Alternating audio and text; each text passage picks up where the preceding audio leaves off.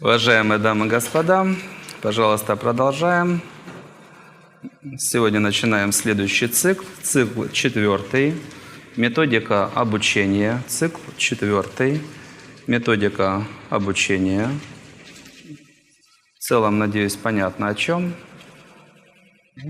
Как работают занятия, тренинги, что нужно, чтобы это давало максимальную отдачу. Цикл 4. Методика обучения. И тема 13. Основной алгоритм. Тема 13. Основной алгоритм. Занятие 1. Этап 1. Занятие 1. Этап 1.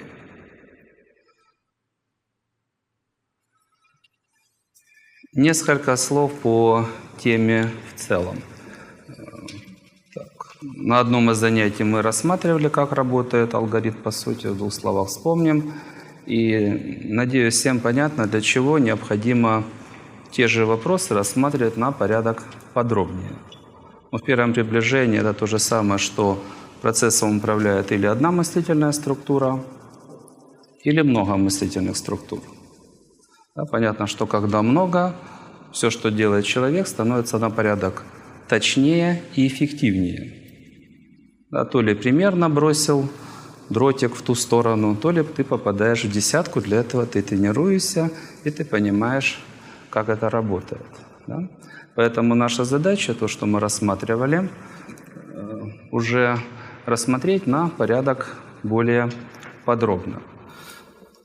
По самому алгоритму, надеюсь, все прекрасно помнят, как он работает. Да, первое – это работа с информацией. То есть интеллект должен получить набор программ, основные из которых, с чем мы прощаемся, да, недостатки, на что их меняем, достоинства. Да, то есть, чтобы информация была прописана в нашем интеллекте. Второй шаг – на основе того, что мы прописали в интеллект, мы уже запускаем процесс перепрограммирования. Здесь важно что? Что все изменения будут идти в соответствии с тем, что вы поняли. Если вы что-то поняли не так, то перепрограммирование будет идти не так. Да, если что-то назвали другими словами или неправильную логику установили. Да, первый этап, он важен. Почему? Он задает программы, что дальше будет происходить. Ошиблись в программе, все дальнейшие действия будут идти с ошибкой. Поэтому важно, чтобы все программы выстраивались очень правильно. Да, когда поняли, второй этап, включаем усилия воли и запускаем перепрограммирование. Негативные программы убрать, позитивные выставить.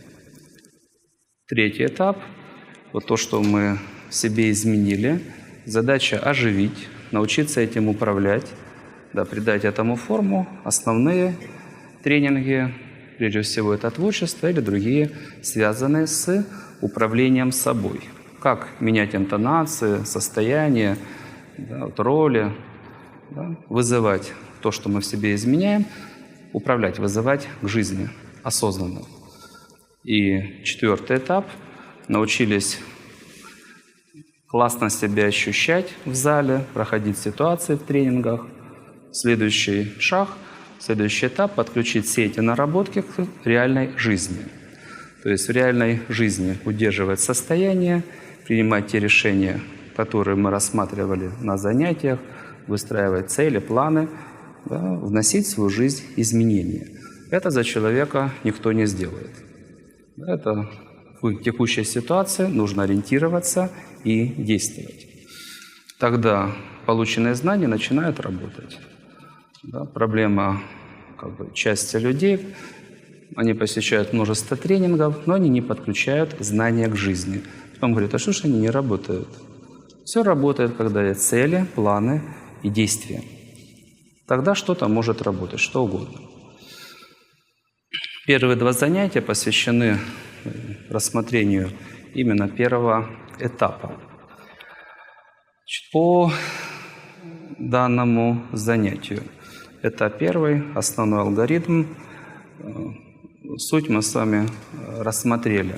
Основная задача – подготовить наш интеллект к следующему этапу.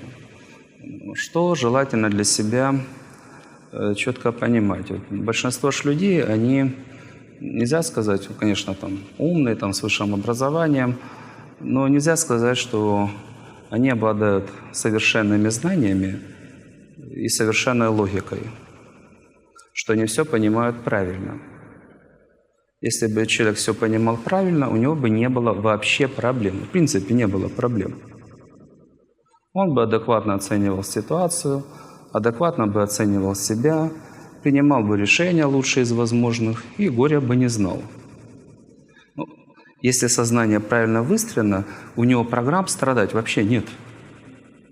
Он не понимает, что такое жить в поганом состоянии и зачем это нужно.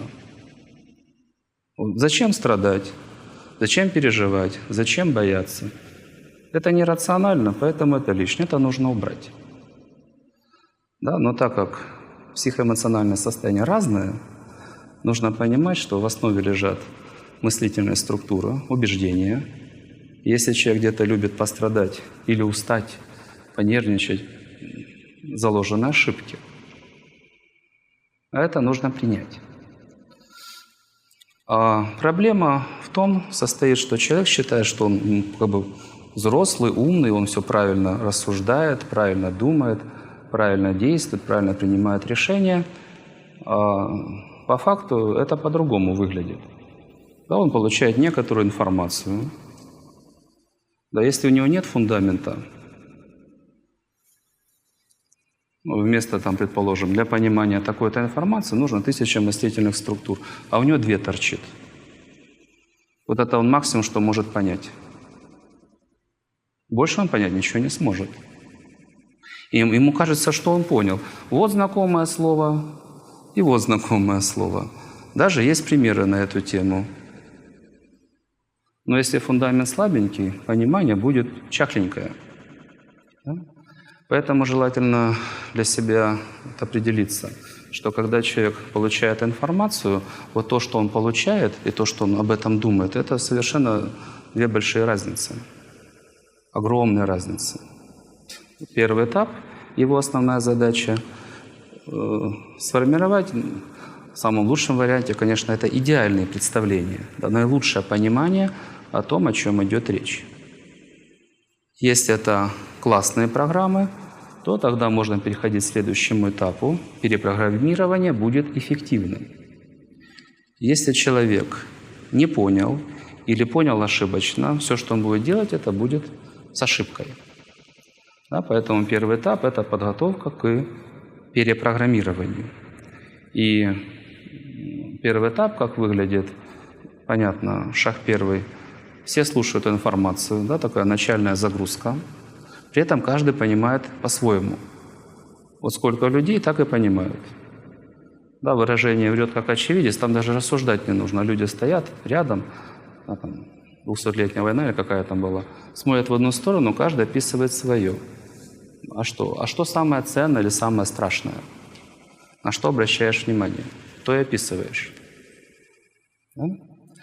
Поэтому вот одна из основных задач сегодняшнего занятия, чтобы ценность информации выросла на порядок. Как вы думаете? Как вы формулируете мысли? Это то же самое, как вы программируете компьютер. Да, важно, где в зарплате поставить запятую, правильно? Сколько там нолик? 1, 2, 3, 4, 5. Важно. Очень важно.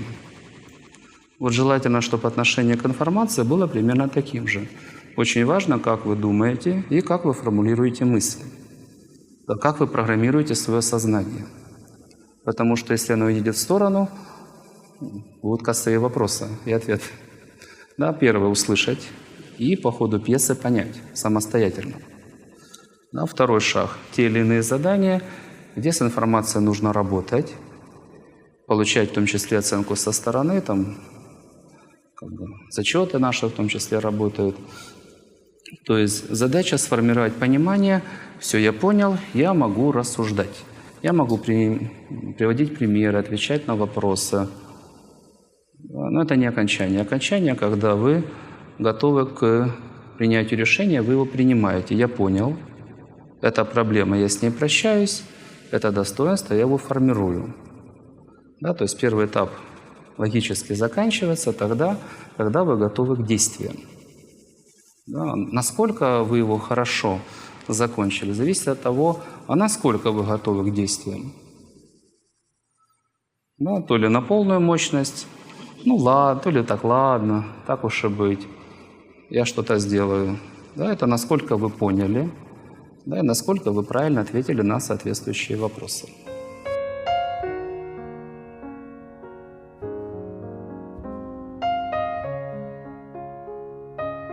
Уважаемый Михаил Юрьевич, огромная благодарность вам за занятия по эзотерике. Честно говоря, действительно проснулась, вот как вы в занятиях говорили, что это действительно, эти знания — это ответственность, но при этом это возможность. И вот у меня действительно после этих занятий ответственность по поводу отношения с высшими силами очень сильно изменилась, потому что раньше было так: ну, я знаю, там есть где-то звон, но я же как бы толком не знаю, где он, поэтому я за него особо не отвечаю, и, ну, вроде как действительно списываешь это на то, что незнание законов вроде как бы может тебя где-то освободить от ответственности. Огромная благодарность за то, что вы нам в такой форме достаточно простой, понятной, но такую сложную информацию нам дали. И, конечно, есть понимание того, что за эти 4 занятия правильное отношение у нас еще пока не сформировалось, и для того, чтобы оно было действительно таким, как нужно, еще очень длинный путь для того, чтобы действительно вот эта связь, она была от сердца и туда, куда нужно, а не так, как у нас бывает. Спасибо вам большое. Спасибо. Михаил Юрьевич, огромное вам спасибо за этот опыт, который мы услышали со сцены, который вы привезли с конференции. Ну вот те, кто в своей жизни пытался вывести там куда-нибудь на мировой или международный рынок хотя бы что-нибудь, там какой-то продукт, знают, насколько это на самом деле очень сложно. Но что говорить о продукте, если здесь речь идет о системе знаний, о системе, об учении. То есть это вот во много раз сложнее. И вот слушая ваши выступления, слушая выступления вот участников конференции, я лично проникся, насколько вообще большой и колоссальный труд вот делает система, делаете вы, Михаил Юрьевич. Очень, ну вот, знаете, сознание расширяется. И вообще как бы есть понимание того, что бизнес нужно делать там, где есть деньги, да, а науку нужно делать там, где есть наука, где есть ученые, где есть люди, которым это интересно. И слава Богу, что такие люди есть. Конечно, мы от всей души желаем вот больших-больших, огромных успехов, чтобы мир услышал, увидел, почувствовал эти знания. Вот. Спасибо. Спасибо. Все, кто сражается на наших занятиях, молодцы. Молодцы! Молодцы! Молодцы! Улыбнитесь.